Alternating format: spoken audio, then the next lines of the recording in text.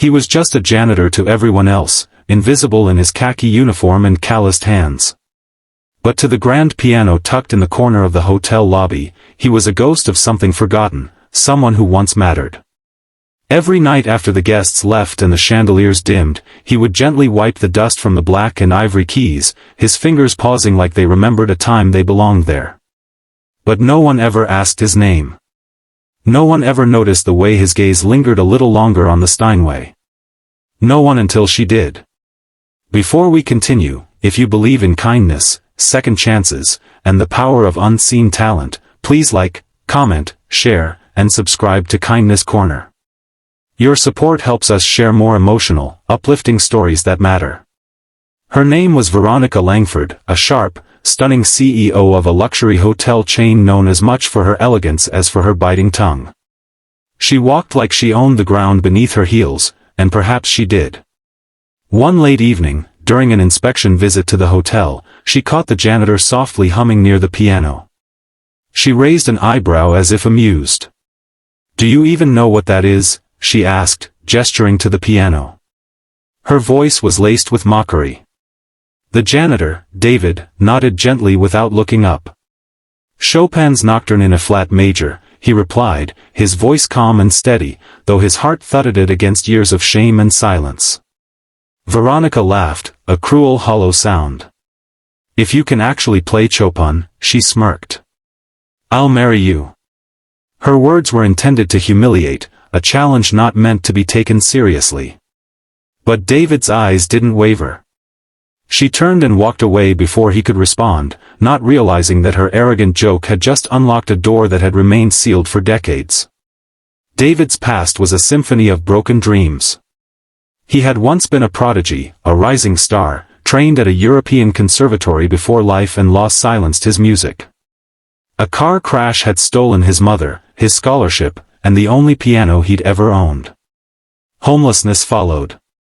He cleaned toilets to survive, not because he lacked talent, but because the world had no patience for grief or broken wings. His only solace was the stolen minutes he spent brushing his fingers along the keys, pretending he still belonged in the world of melody and meaning. That night, something shifted. David couldn't sleep. Her words rang in his ears like a cruel dare, but beneath the sarcasm was an opportunity, a crack of light in a wall of darkness.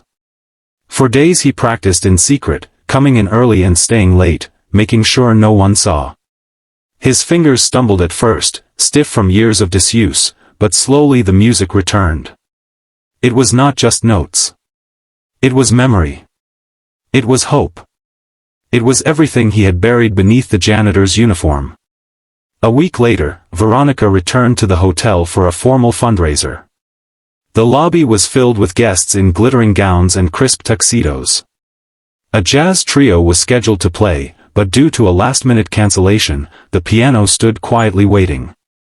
David saw his chance. He removed his gloves, his apron, and slowly walked to the bench. The room fell into a hush as he sat down. Most guests thought he was just moving the piano, maybe cleaning it. But when he placed his fingers on the keys and began to play, something incredible happened.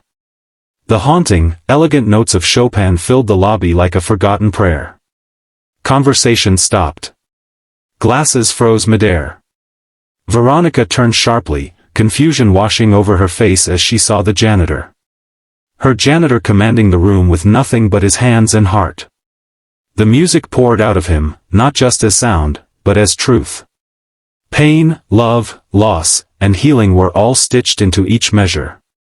The lobby melted into a quiet cathedral of emotion. Some guests wept without knowing why. Veronica stood motionless, her face pale, her lips parted in awe. For the first time in a long time, she was speechless. When he finished, the silence lingered as if no one dared disturb the sacred air he had created. Then came the applause, hesitant at first, then roaring, overwhelming. But David didn't smile. He stood, bowed slightly, and walked away without looking at her. He had already said everything he needed to say with his music. Veronica approached him later, her usual poise shaken. "Why didn't you ever tell anyone?" she whispered. David simply replied, no one ever asked. Her eyes welled up with something that looked a lot like regret, but he wasn't looking for an apology. She had offered marriage as a joke.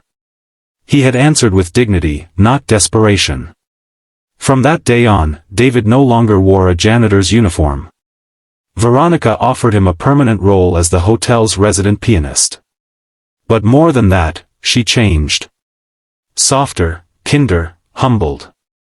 Sometimes she would sit by the piano as he played, listening not just with her ears, but with her heart. If this story touched your heart, please give it a like, share it with someone who needs hope, and subscribe to Kindness Corner for more inspiring stories. Every view, comment, and share helps us spread kindness where it's needed most. Speech balloon. Before you go, please leave a comment. What would you have done if you were in David's shoes? We'd love to hear your thoughts and stories.